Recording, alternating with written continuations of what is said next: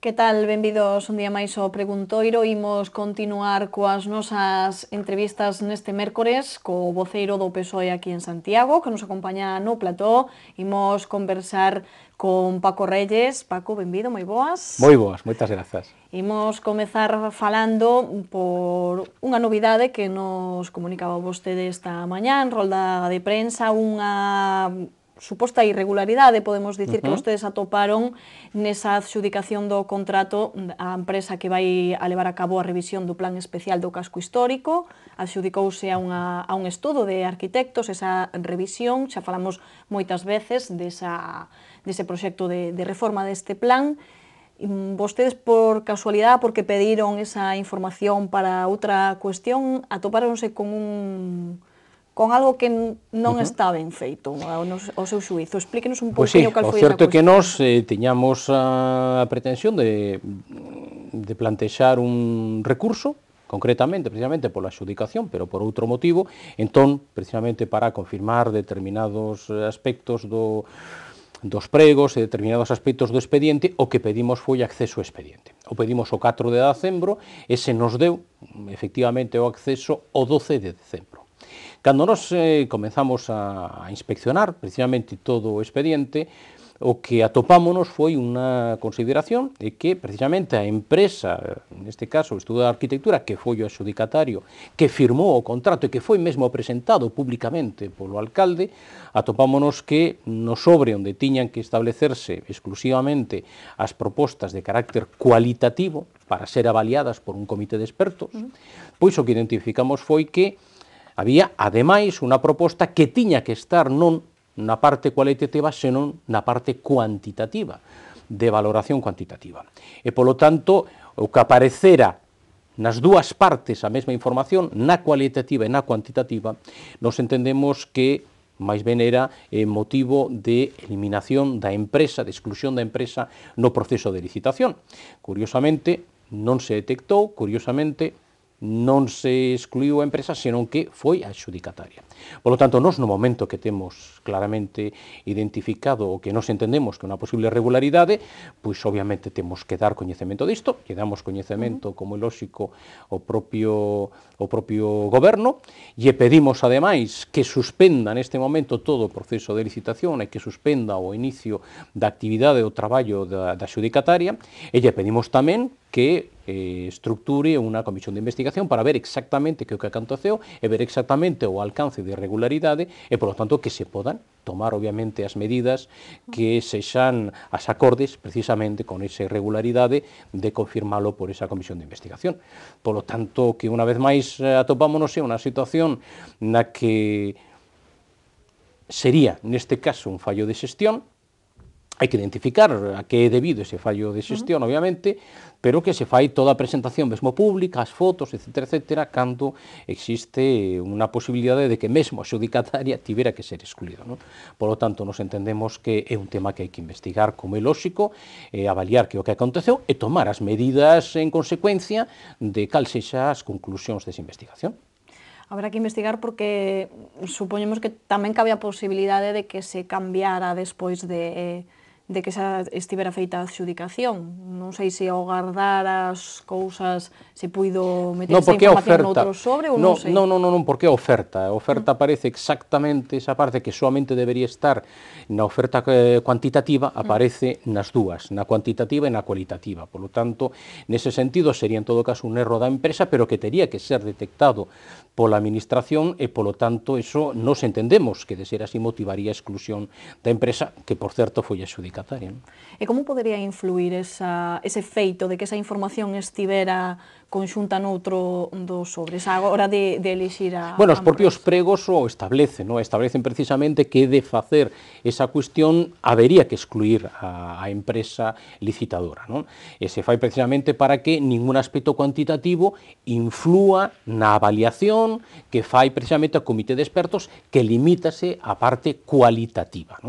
Pero eso está establecido polos propios pregos, polo tanto, é unha cuestión que sería automática, é dicir, efectivamente, de confirmarse o feito que nós identificamos como a posible irregularidade, de confirmarse ese feito, pois habería, obviamente, que ter excluído a empresa. Porque esa parte cuantitativa entendemos que sería onde a empresa informaría orzamento, do custe Entre outras desa cousas, revisión. non somente, é dicir, a parte cuantitativa o que permite a avaliación precisamente numérica da oferta que fai a empresa nun determinado concurso. A parte cualitativa non se pode cuantificar e por iso precisa dunha avaliación dun comité de expertos, non? Polo tanto, hai que ser moi riguroso neste caso no que se presenta, porque non se pode presentar a oferta cuantitativa no que é, insisto, a que ten que ser avaliada polo comité de expertos. Polo tanto, iso é o que a Comisión de Investigación ten que avaliar a situación, ten que avaliar o alcance e tomar a decisión, que, insisto, a decisión no último caso sería pois a exclusión da empresa que foi adxudicataria e, polo tanto, adxudicar a outra das empresas. Bueno, pues veremos como reacciona o goberno local ante esta petición por parte do PSOE de que se abra unha investigación sobre ese proceso. Imos ir con outro asunto porque esta mañá asinouse o convenio entre o alcalde e a conselleira de Infraestructuras para levar a cabo a construción dese parking, dese aparcadoiro disuasorio na zona de Pontepedriña, na zona de Cornes, unha zona onde xa normalmente os condutores deixan os seus vehículos, pero de forma desordenada. Agora vais a condicionar ese espazo. Non sei que opinión lle merece o PSOE que chegue agora este aparcadoiro, se é necesaria a actuación. É necesaria a actuación, pero como sempre todas as actuacións deste goberno do Partido Popular chegan tarde. E chegan tarde, entre outras cousas, porque o señor Hernández, actual alcalde da cidade e conselleiro de Infraestructuras, presentou no seu momento, xa hai uns anos, precisamente un proxecto de 8 aparcamentos disuasorios en Santiago de Compostela. Deses 8, soamente 2 están funcionando na nosa cidade, precisamente porque que nos fixo foi o goberno municipal, goberno neste caso progresista, presidido por Xosé Antón Sánchez Bugallo. Esa é a realidade. Polo tanto, o que teñamos foi un proxecto presentado polo concelleiro Agustín Hernández, pero que non se tiña executado. E, polo tanto, agora, xa como alcalde, está a pedirlle á súa sucesora que faga o que el non fixo durante anos.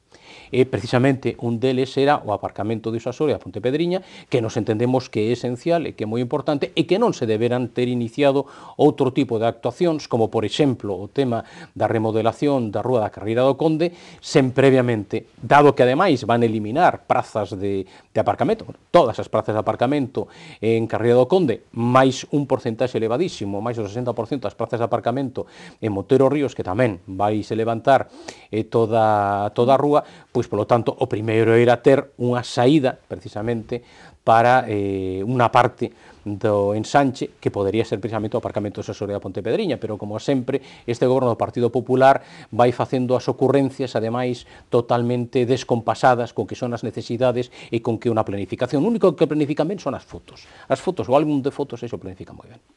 Xa temos falado con vostede varias veces desa coincidencia entre as obras deste aparcadoiro e as obras en Carreira do Conde. Precisamente esta mañá a conselleira anunciaba que onte se asinou ese contrato, polo cal as obras en Carreira do Conde son xa inminentes. A principios de xaneiro suponse que xa comezarán, así que finalmente si van coincidir. Sí, efectivamente, non temos aínda o aparcadoiro disuasorio da Pontepedriña, pero xa temos as obras que van comezar. Nos volvemos a decir o mesmo que dixemos no seu momento con a Carreira do Conde.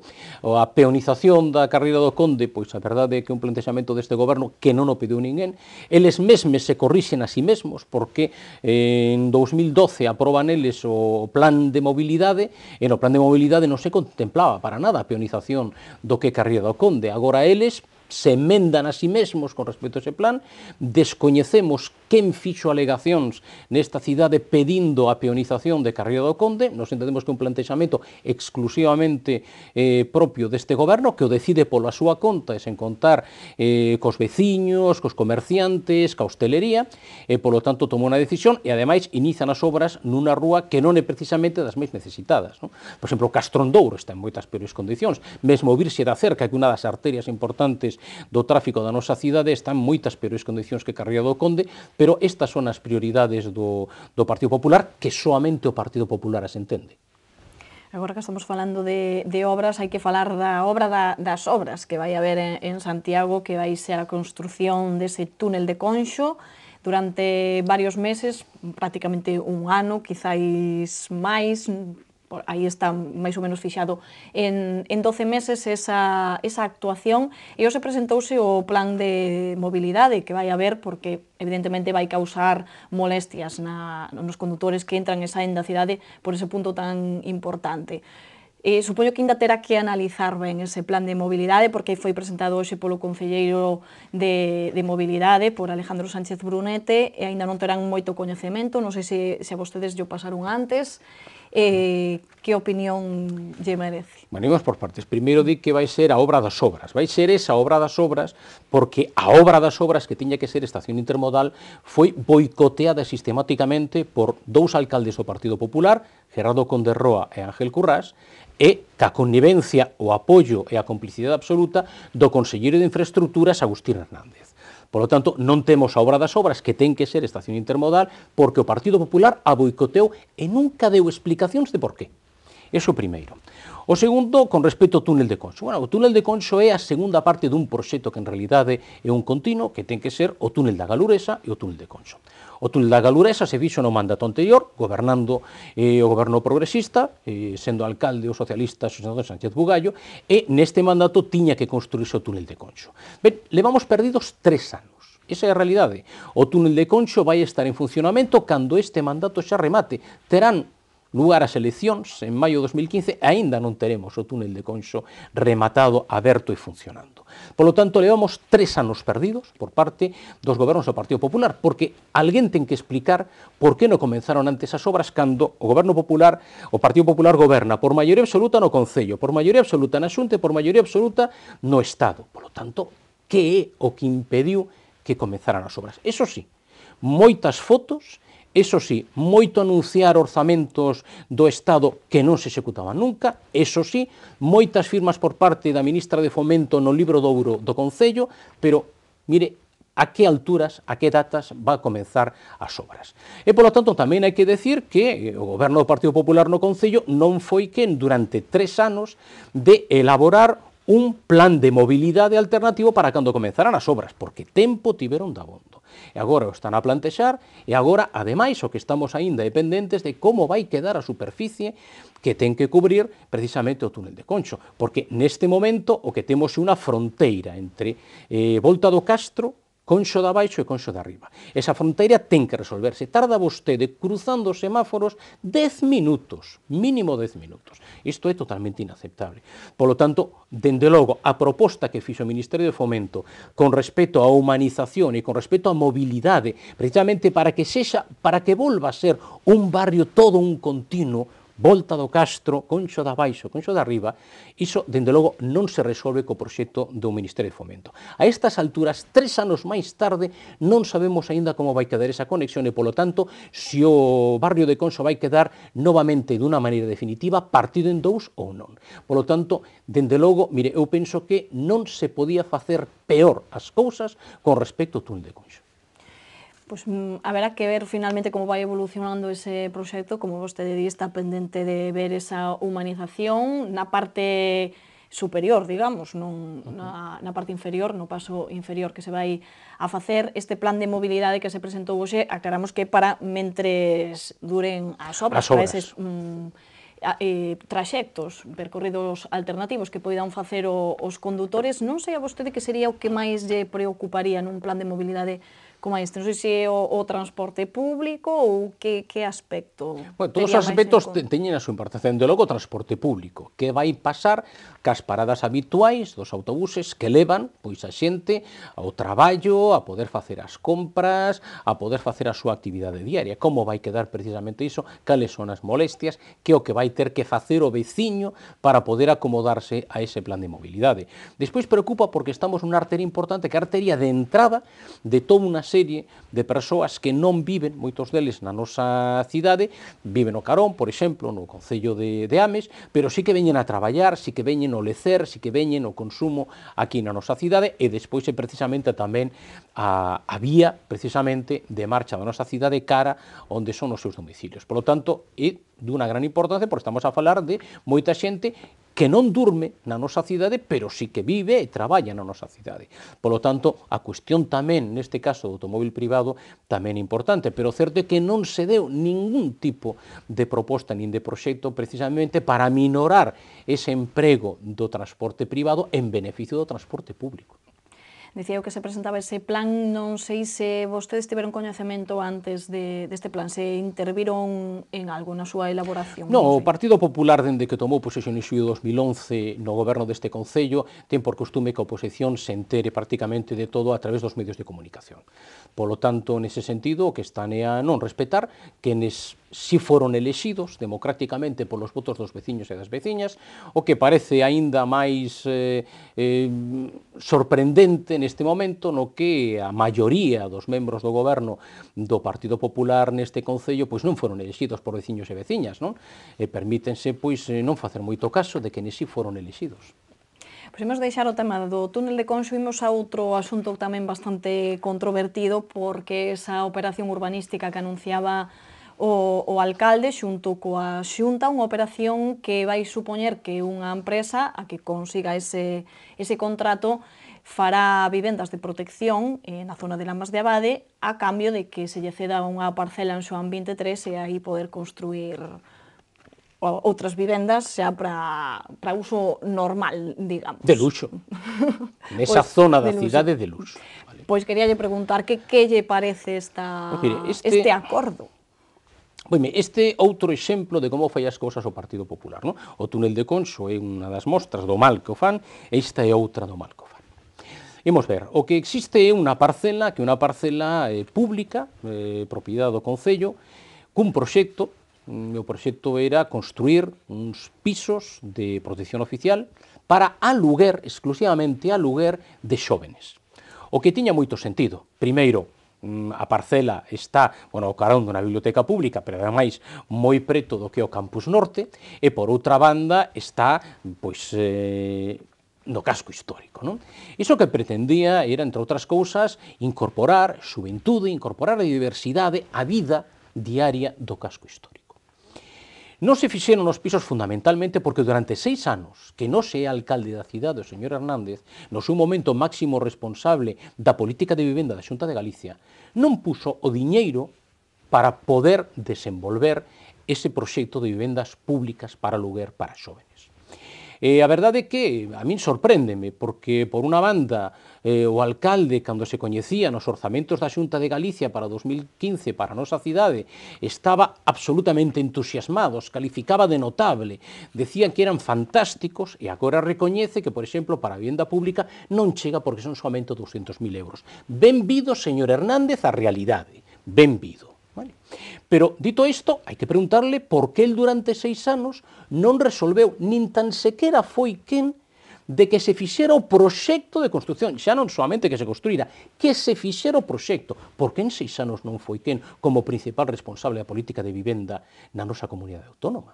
Probablemente porque tiña a súa cabeza pensando nos intereses de Coruña ou de Vigo e non nos de Santiago de Compostela, moi probablemente. Entón, a solución que atopan agora é a seguinte. Pois mire, os pisos de protección oficial, os pisos públicos para aluguer de xóvenes, vanse construir en Lamas de Abade. E a cambio desa construción, se lle vai ceder os terreos ao promotor para que construa pisos que se chaman de vivenda libre. Mire, un piso nesa situación en Santiago de Compostela, eu lle digo que non vai baixar de 500.000 euros. Esa é a realidade. Polo tanto, o que estamos a facer é, como sempre, os xóvenes, a diversidade, os que teñen problemas cara a periferia e o centro, a almendra, o casco histórico, para a xente rica que ten posibilidades. Eso non ten nada que ver co obxectivo dunha vivenda de protección oficial, eso non ten nada que ver co que é precisamente darlle vida e incorporar a diversidade no casco histórico, eso o que amosa perfectísimamente é que o que pretenden co cambio do plan especial do casco histórico non é precisamente mellorar a inclusión e a diversidade, que é o que dixo no seu momento o actual alcalde de Santiago de Compostela, senón polo que se está vendo co primeira medida que toman, todo o contrario. Dicía Rubén Cela, o voceiro do outro partido de oposición, do BNG, que o gran beneficiado ia ser máis a empresa que que os propios cidadáns. Vostede está de acordo tamén nesa Home, se o afirmación? plantexamento é por unha banda que se van construir por valor, se non lembro mal, de 2 millóns de euros os pisos para os xóvenes na periferia, neste caso, en Lamas de Abade, e que a cambio van ter a cesión desa parcela para construir pisos de luxo, pois é evidente que o promotor pois vai sair ganando, iso é evidente, e quen vai perder efectivamente vai ser o casco histórico, porque o plantexamento que teñamos de incorporar xuventude, de incorporar diversidade no casco histórico, desaparece con este plantexamento, co que xa sabemos cal é o obxectivo claro desa reforma do plan especial do casco histórico que pretende o grupo de goberno do Partido Popular. Claramente non incorporar vida á cidade histórica, claramente non incorporar diversidade, claramente non incorporar xente xoven. O que pretende, polo que se está a ver ca primeira decisión que toman, é a especulación urbanística dentro do casco histórico. Non sei se se pregunta vostede por que non son as vivendas de protección en Xoán 23 e as vivendas libres en Lamas de Abade, digo porque é unha cuestión que tamén formulou aquí Rubén Cela, e non sei se tamén vostede o pensa así, porque non se fai de outra forma. Bueno, estamos a falar fundamentalmente de dous parcelas de solo que é público, e polo tanto hai que pensar precisamente no que ten que ser o desenvolvemento da política de vivenda pública na nosa cidade. Durante moito tempo, porque así o determinaron as condicións económicas que se vivían naquele momento, o desenvolvemento de vivenda pública na nosa cidade foi dirixido fundamentalmente á adquisición de vivenda por familias que non podían acceder no mercado libre, pero que sí podían acceder á propiedade dunha vivenda de protección oficial. Eu penso que este é un momento diferente, este é un momento precisamente para promover o aluguer das vivendas de protección oficial. E, polo tanto, pois, mire, eu penso que se fixo un plan xeral urbanístico moi importante, que o que fixo foi plantexar unha posibilidade de novo solo urbanizable, de novo solo urbano na nosa cidade, e, por lo tanto, eu penso que hai moito solo para desenvolver vivenda libre na nosa cidade e non precisamente empregar aquelas parcelas que son de propiedade pública. Pois xa para rematar, unha última cuestión que é a resolución finalmente do conflito que había con Linorsa, a empresa concesionaria do Servizo de Limpeza do Concello. Sabemos, xa falamos moitas veces, que as traballadoras non estaban a cobrar en tempo e forma por parte da súa empresa. Finalmente, o goberno local optou por ceder ese contrato a outra empresa que se supón pois, ten máis posibilidades, non está mal económicamente. Non sei se lle parece unha boa solución. Tamén recalcou o alcalde que a oposición fixera moito fincapé en que non se estaba a facer nada, e dixo o alcalde, pois aquí está o que fixemos, así que non sei cal é a opinión. Pois mire, o primeiro que non fixeron foi convocar a Xunta de Voceiros cun tema exclusivo para tratar un tema monográfico que era este problema. Nos o pedimos, simplemente é a convocatoria da Xunta de Voceiros, e non foi quen de convocar a Xunta de Voceiros para tratar este problema. Esta é a realidade. Por lo tanto, cando se fala de consenso, cando se fala de que se quere chegar a acordos, cando se fala de que se quere gobernar conxuntamente con quen ten representación na corporación, unha cousa é falar e outra cousa son os feitos. Por lo tanto, os feitos desminten esos chamamentos, o consenso que de tanto en tanto fai o actual alcalde de Santiago de Compostela. Esa é a realidade. Non? Dito isto, pois mire, tamén dixeron no seu momento en declaracións públicas que non se podía facer ese plantexamento, porque dicían que, bueno, que a empresa estaba a cumplir cos seus servizos, por exemplo, se fixo esas declaracións. Agora se ve que efectivamente sí que se podía efectivamente rescindir o contrato e, polo tanto, xudicarlle a outra empresa. A min o que me preocupa, entre outras cousas, é como queda a situación dos traballadores. Como queda a situación dos traballadores, fundamentalmente, si teñen cobrado todo, porque eles teñan uns atrasos que facilmente poderíamos estar a falar de unha media de 1.500 euros que aínda lles debía a empresa por atrasos, por porcentaxes de pagas extras, e claro, 1.500 euros no que é o salario destes traballadores, pois a verdade é que é unha cantidade moi importante. Por lo tanto, a mí o que me preocupa é cando se fai precisamente esa mudanza cara a nova empresa, como vai quedar a situación dos traballadores. Iso é o que hai que aclarar e resolver xa. Pois estaremos pendentes da información que nos dean dentro do goberno local, que nos dea o alcalde sobre esa situación das traballadoras. Paco, moitísimas grazas, como sempre, por acompañarnos. Pois moitas grazas a vos, de verdade, como sempre. E nos voltamos xa mañá con máis entrevistas aquí no Preguntoiro. Graciñas por atendernos.